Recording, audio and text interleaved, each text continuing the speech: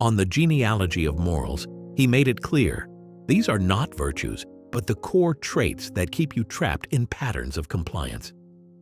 If you've ever let others' expectations dictate your actions, or convinced yourself that confrontation is beneath you, ask yourself, what price have you paid for that silence? You think you're avoiding trouble, but are you actually building a prison around yourself, one quiet compromise at a time? If that resonated with you, give the video a like and subscribe for more content that challenges the way you think. Maybe you've told yourself, I'm just being the bigger person, as you swallow your objections or anger. It sounds noble in the moment, doesn't it? Like you're taking the high road. But what if that explanation is only a mask for something else?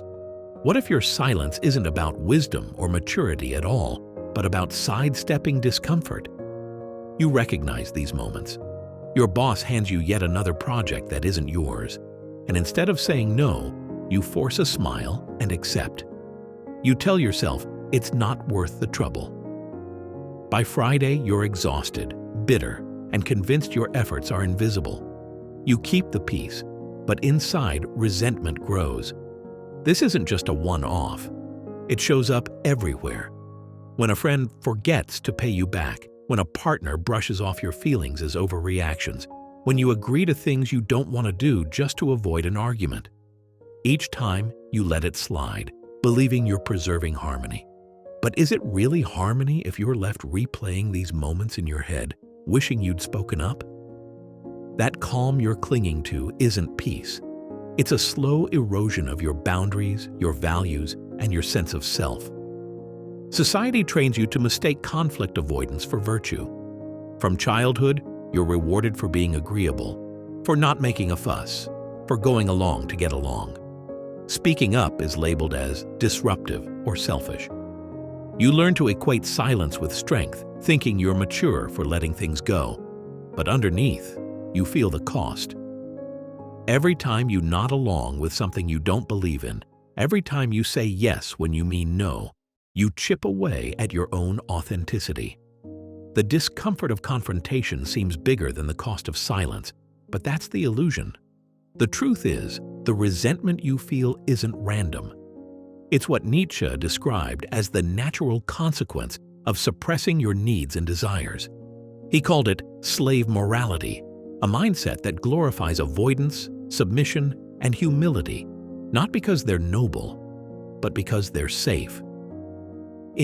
On the Genealogy of Morals, Nietzsche explains that this morality was born out of necessity for the powerless. When you can't fight back, you label passivity as a virtue and call your silence strength. But in doing so, you accept domination, you accept being overlooked, and you convince yourself that this is maturity.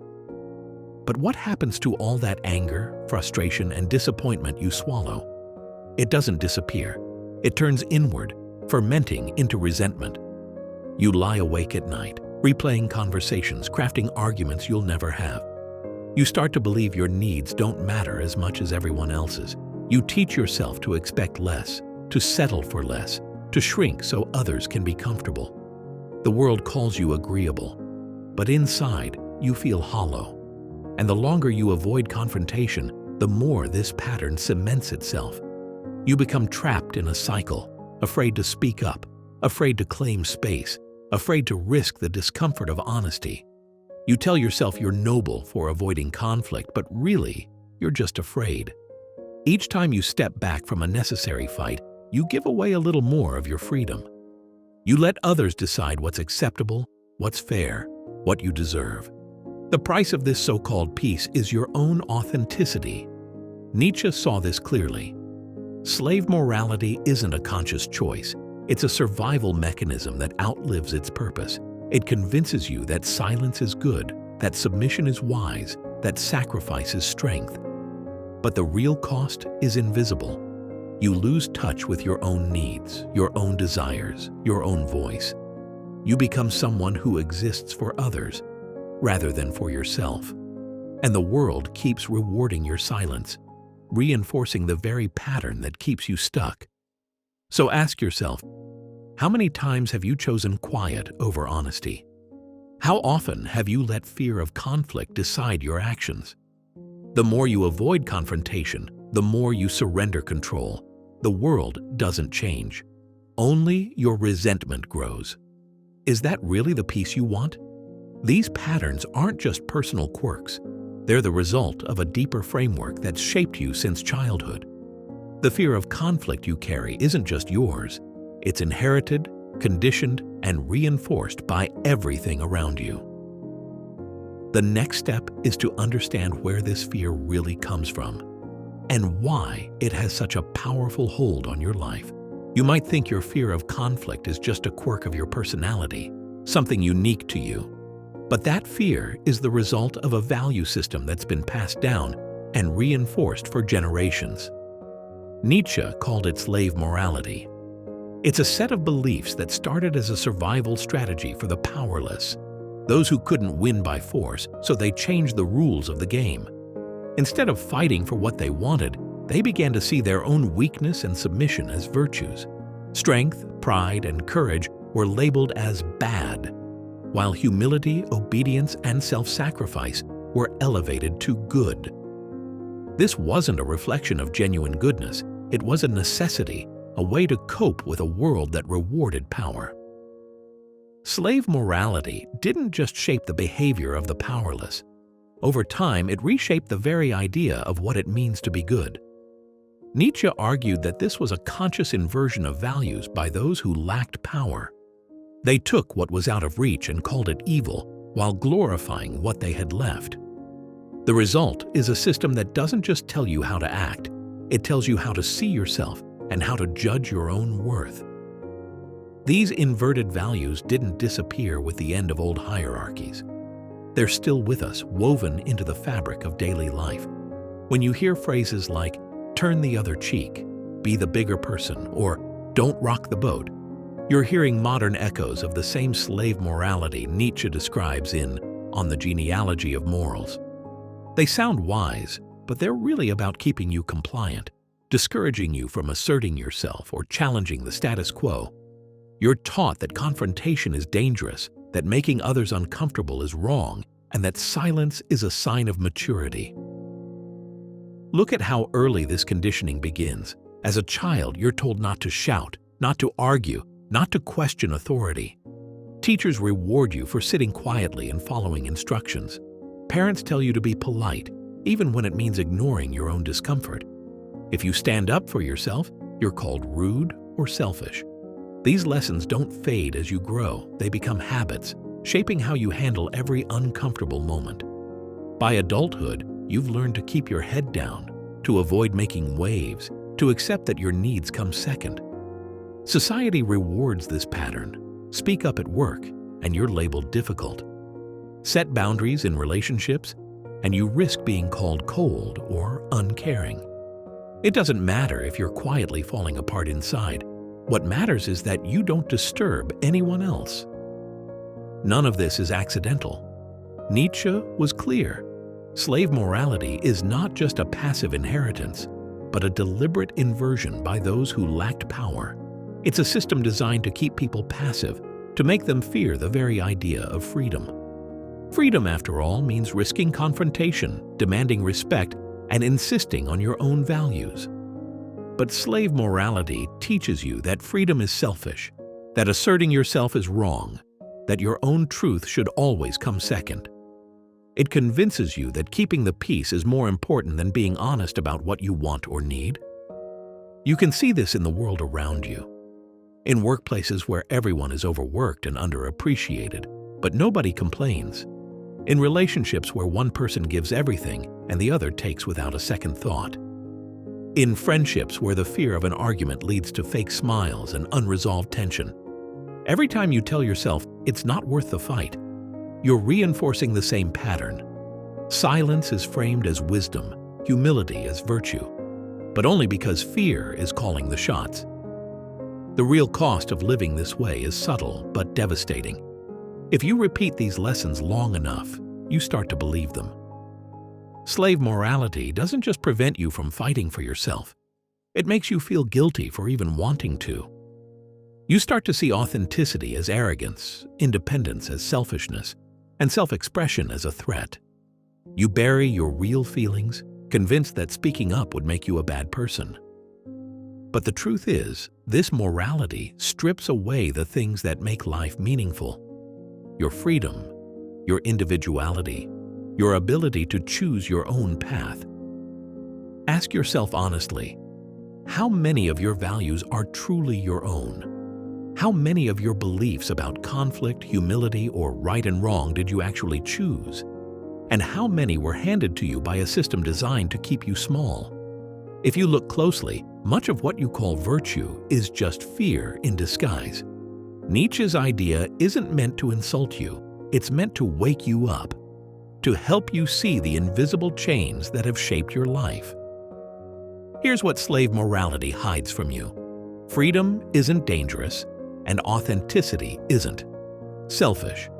But as long as you keep avoiding conflict, those chains only grow tighter. You may think you're keeping the peace, but something else is happening beneath the surface.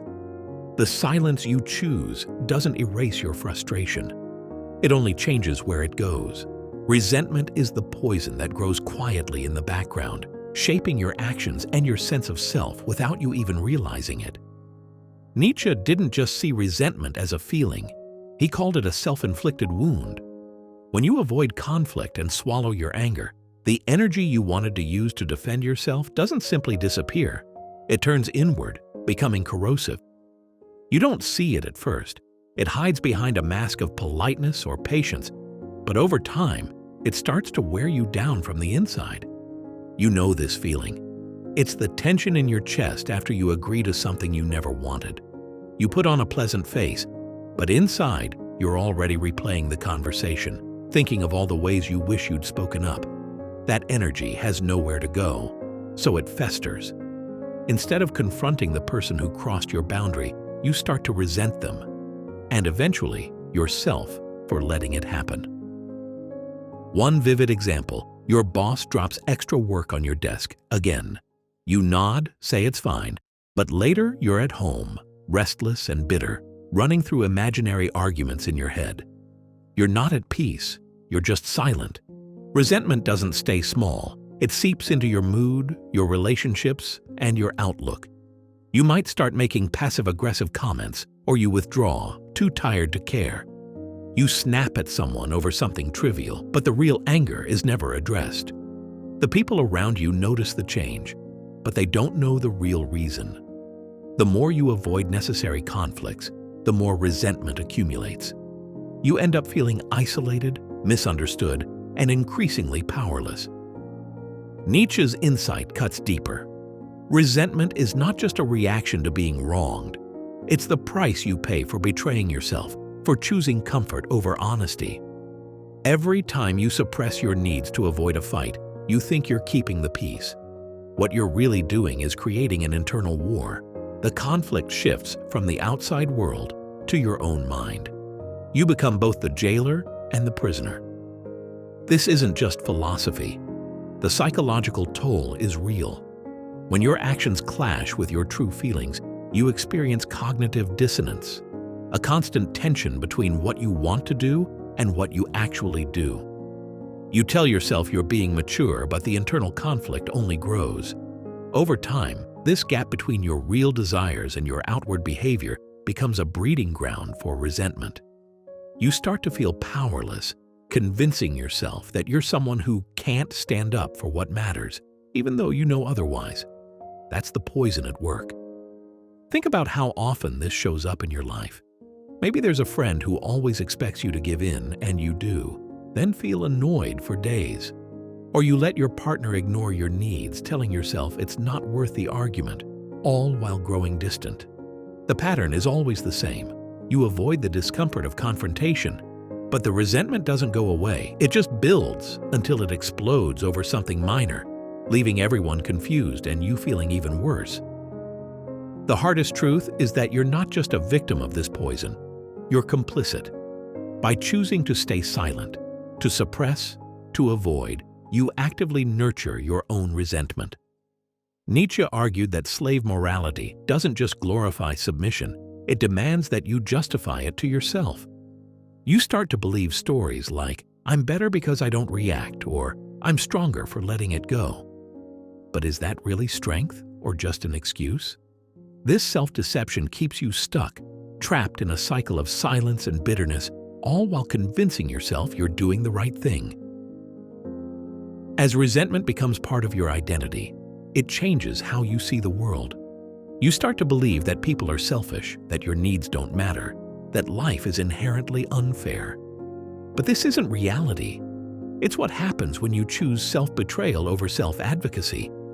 The more you let resentment define you, the harder it is to imagine another way. So you have to ask, is this fragile peace worth the cost? Is it really peace, or just a mask for the anger you refuse to face? And most importantly, are you willing to admit that resentment is a choice built from each moment you decided not to act? If resentment is something you create, then you also have the ability to break the cycle. There is another path, but it means reclaiming something you've been taught to fear. The first step is recognizing that the energy behind your resentment can be transformed. What you do with that energy next will decide whether you stay trapped or finally move forward. If you want to understand what it really means to reclaim your freedom, you need to start with Nietzsche's concept of the will to power. Most people get it wrong. They think it's about dominating others or crushing the competition. But Nietzsche saw it differently. For him, the will to power is the fundamental drive of life itself, the force that pushes every living thing to assert, expand, and overcome its own limits. It's what drives you to stand up, to speak, to create, to refuse to settle for less than you are. This isn't just some abstract idea. It's the core of your being, and it's always there, even if you've spent years trying to silence it. The problem is, you've been taught to fear that force. From early on, you hear the message, don't make a scene, don't challenge authority,